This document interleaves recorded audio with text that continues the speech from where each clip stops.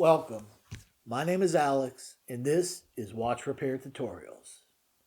I retired from watchmaking after 35 years, and today I love to share what I know with you just getting into the hobby. This is lesson 3 of our basic series for amateur watchmakers just getting started. Today's lesson is all about how to set up your workspace so that you can work comfortably and efficiently while learning watch repair.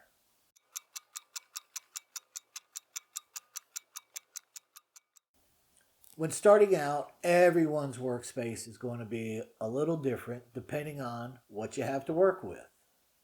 For some of you who are just exploring watch repair, you may just want to work with the bare minimum requirements. Then there's others who have already jumped down the rabbit hole and you're ready to go all in. As we look at different options for creating your workspace, I want to use the concept of good, better, and best so that no matter what your circumstances are, I've got you covered. And that leads us to our first topic, the workbench.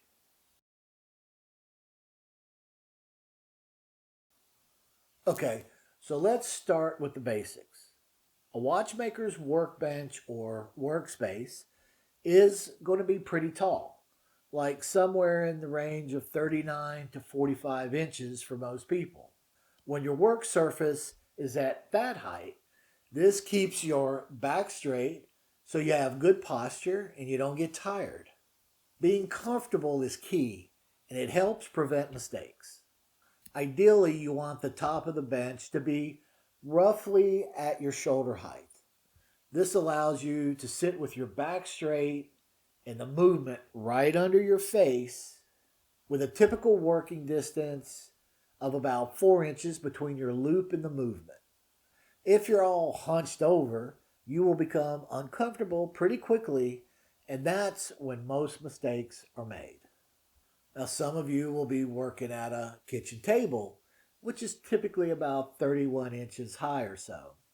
And that's fine, but you need to think about how you're going to get your work surface higher so that you're in that 39 to 45 inch range.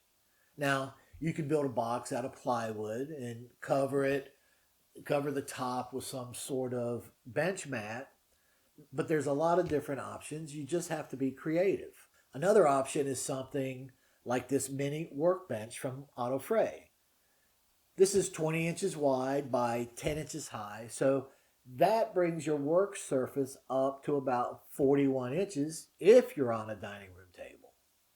Then, to dial in your exact height, you just need to use an adjustable chair to be able to move yourself up and down. Now, if you're lucky enough to have some available space for a dedicated workbench, one option is to build your own from 2 narrow kitchen cabinets, preferably something with drawers, and then you just need to add a top to it. Here's a bench that I used when I first set up my home shop that's made from 2 12-inch wide cabinets that I picked up at Lowe's and a 48-inch wide butcher block top. I bought these new, but you could just as easily source some old cabinets from a local restore or a Habitat for Humanity or any other secondhand shop. Kitchen cabinets are 34.5 inches tall, and when you add a 2-inch butcher block on the top, that puts you right at 36.5 inches. Now, I chose the butcher block top because I like wood, but another option would be to use laminate. You can buy a straight 4-foot run at your local big box store, add a strip of wood around 3 sides to help contain any parts that may go skidding across the top, and you'll have a surface that's not only easy to clean, but it will be resistant to any kind of chemicals that you might be using. Now, one of the best options today are what's known as standing desks. These desks allow you to dial in your perfect working height for when you're doing assembly and disassembly.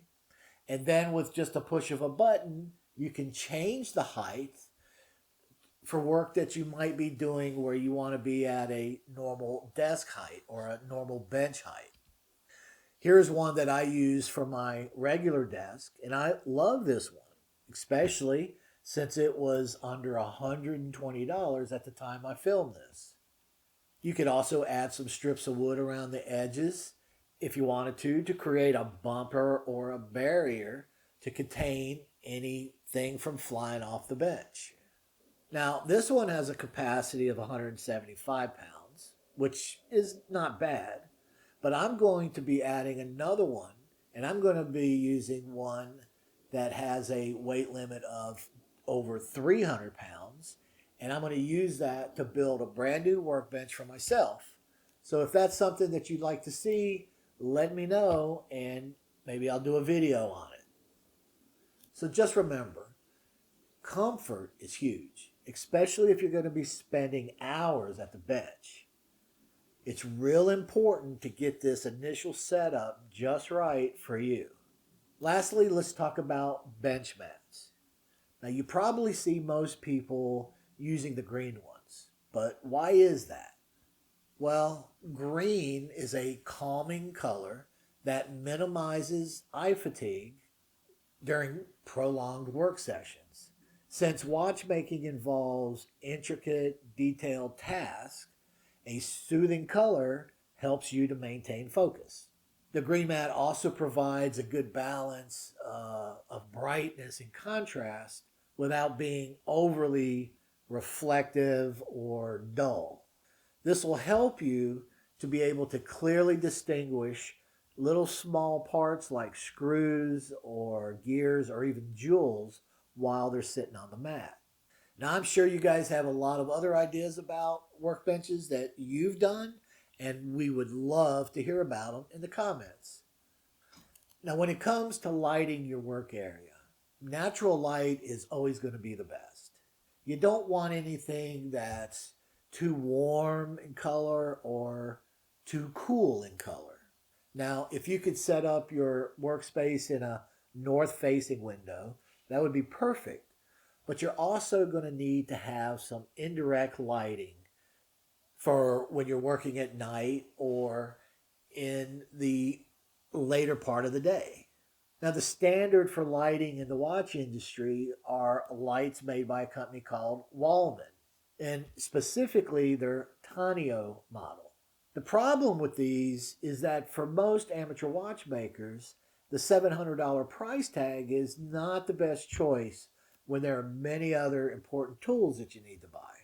But even though we can't necessarily justify the cost of a $700 light, we can learn what makes a good lighting source by looking specifically at their specifications. Now, the three main things that determine the lighting quality are, number one, the lumens, number two is the color temperature, and number three is what's called the CRI rating. Now, lumens refers to the brightness of the light. And Waldman's 14 and 15-inch wide lights run between 14 to 1500 lumens. The next thing is the color temperature, which is measured in kelvins. So when you have lower Kelvin values, say around 3000 kelvins, they produce a warm amber light, which is great for ambiance, but it's not ideal for watchmaking. Your higher Kelvin values, say between 6 and 6500 Kelvin, they produce a cool, almost bluish light. And if you use that a lot, that can cause eye strain. The Wallman light runs between 4000 and 5000 kelvins, depending on what kind of diffuser that they're using. So we can assume that the ideal color temperature is in that 4 to 5000 Kelvin range. This is what produces light that is the closest to natural daylight. And then we have what's known as the CRI, which is the color rendering index. Now, this is a metric that's used to measure the ability of a light source to reveal the colors of objects accurately compared to a natural or an ideal light source, if you will, such as daylight. And it's given on a scale of 0 to 100, up towards 100 being the best. Now, the Wallman lights, they list their CRI value between 80 and 90, depending again on what light diffuser is on the lamp. So, with this information, I ordered 4 lights at all different price points. And all these lights had similar numbers to the Wallman light. The first one, I believe, was a little less than $20. It had 3 color mode options, one being that perfect 4,000 kelvins. And it was listed as 1,000 lumens, and it had a CRI of 90. So pretty good for under $20. The next came in at a little less than 50. And with this lamp, you could actually adjust the Kelvin color from 4,000 all the way up to 6,500.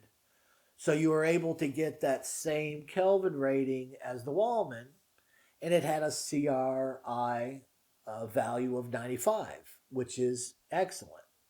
This lamp was also rated at 1,000 lumens, and which is a little less than the Wallman's, which is again between 1,500 and 1,600. And then there were a couple other ones with similar numbers. But when I tested all these lamps on my bench, they all had one thing in common. They all sucked. They all completely sucked. I had completely missed one of the other main factors, and that's the size of the lamp itself. On all these lights that I tested, the diffusers were just way too small. So on my bench, I have been using a light called the Neat Fee, which I've had for about 4 years now. It has a maximum lumen of 1,500, which compares to the Wallman's, and it could be adjusted down if you wanted. It has a single color temperature, but it's 4,500, so that's about perfect. And it also had a CRI of 80. Unfortunately, they don't make it anymore. Now, what's nice is it has a 19-inch long diffuser. It has a slight taper on it. But with this light, I could duplicate pretty much all the specs of the Wallman, but at a fraction of the cost. Like I said, I've used this lamp for 4 years now, and you don't even have to think about it. It's just a great bench light.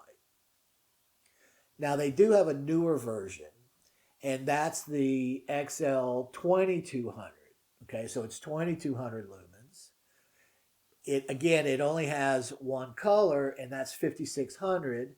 So you're still in that good range before you get blue, and it had a CRI of 80.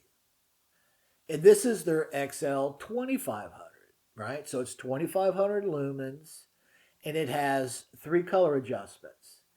And the middle adjustment, again, is that 4,500 Kelvin. So it's perfect. And a CRI of 80. So this is a very good lamp, just a little bit brighter. And then this is the one that I upgraded to. It has a 24 by 4 inch lamp, 2,300 lumens, 5 color adjustments, including a preset at 4,100 Kelvin and at 5,000 Kelvin. And last but not least, it has a CRI of 90. So this light has all the best qualities of Wallman, but still at a fraction of the price. All these lights, I love them. I could use any of them. I want to take a second to thank all of my growing army of patrons who make these videos possible. You know, I don't make videos for views. So it's their support that covers the operating cost, allowing me to continue to make this type of content. Now, on Patreon, I upload exclusive videos for my members only, and of course, you get to watch everything ad-free. If you like this type of content, consider supporting what I do and become part of our community. In our next video, we're going to start on the service process for the ST36 movement. So if you want to follow along, get yourself one, and because there's so much more to learn, I'll see you in the next video.